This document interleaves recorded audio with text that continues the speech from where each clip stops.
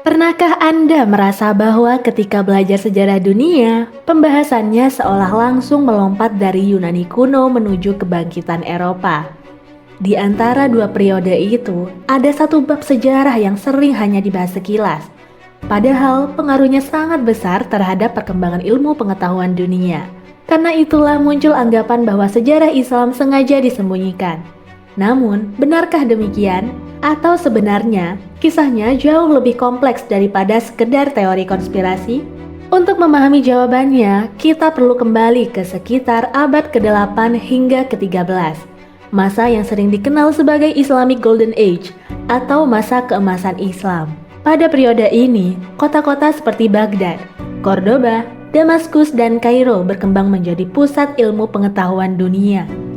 Di sana berdiri perpustakaan besar, rumah sakit, observatorium astronomi, hingga lembaga pendidikan yang menarik para cendekiawan dari berbagai wilayah. Yang menarik, para ilmuwan yang bekerja di pusat-pusat ilmu tersebut tidak hanya berasal dari kalangan Muslim. Banyak ilmuwan Kristen, Yahudi, maupun Persia ikut terlibat dalam proses menerjemahkan, mempelajari, dan mengembangkan pengetahuan dari berbagai peradaban sebelumnya. Mereka mengumpulkan warisan ilmu dari Yunani, India, dan Persia, kemudian menyempurnakannya melalui penelitian dan pengamatan. Hasilnya adalah berbagai karya ilmiah yang menjadikan rujukan selama berabad-abad. Salah satu anggapan yang masih sering muncul adalah bahwa hampir seluruh fondasi ilmu pengetahuan modern berasal dari Eropa.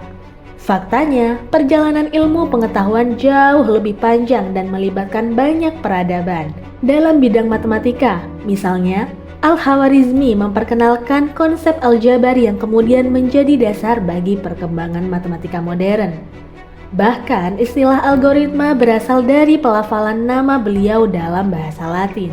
Di bidang kedokteran, Ibnu Sina menulis The Canon of Medicine, sebuah buku yang diterjemahkan ke dalam bahasa Latin dan digunakan sebagai referensi di berbagai universitas Eropa selama ratusan tahun. Sementara itu, Ibnu Al-Haytham mengembangkan penelitian tentang cahaya dan penglihatan melalui pendekatan eksperimen yang sangat sistematis. Banyak sejarawan sains menganggap metode kerjanya sebagai salah satu fondasi penting bagi berkembangnya metode ilmiah modern.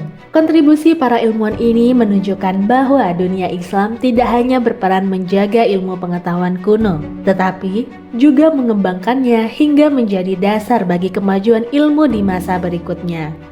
Lalu, muncul pertanyaan yang sering memicu perdebatan. Apakah sejarah ini benar-benar sengaja disembunyikan? Jawabannya tidak sesederhana itu. Sebagian besar sejarawan menjelaskan bahwa cara kita memahami sejarah sangat dipengaruhi oleh kurikulum pendidikan, sudut pandang penulis, dan fokus masing-masing negara.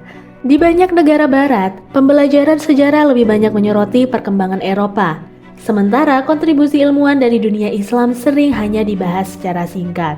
Akibatnya, banyak orang mendapatkan kesan bahwa perkembangan ilmu pengetahuan seolah langsung berpindah dari Yunani kuno menuju masa Renaissance di Eropa. Padahal, di antara dua periode tersebut terdapat beberapa abad ketika dunia Islam memainkan peran penting sebagai pusat pengembangan dan penyebaran ilmu pengetahuan. Jadi, bukan berarti ada bukti bahwa seluruh dunia bersepakat menyembunyikan sejarah Islam. Namun, memang benar bahwa kontribusi peradaban Islam seringkali tidak mendapatkan porsi pembahasan yang seimbang dibandingkan peradaban lainnya. Jadi, benarkah sejarah Islam sengaja disembunyikan? Faktanya, kontribusi dunia Islam terhadap perkembangan ilmu pengetahuan memang sangat besar dan diakui oleh banyak sejarawan. Namun, bagaimana sejarah itu diajarkan dapat berbeda-beda, tergantung pada kurikulum dan sudut pandang masing-masing negara. Sejarah yang utuh bukanlah tentang meninggikan satu peradaban di atas yang lain, melainkan memahami bahwa kemajuan dunia modern merupakan hasil kerjasama dan estafet pengetahuan dari banyak bangsa dan banyak peradaban. Dan mungkin semakin banyak kita mempelajari sejarah dari berbagai sudut pandang, semakin lengkap pula gambaran tentang bagaimana dunia yang kita kenal hari ini benar-benar terbentuk.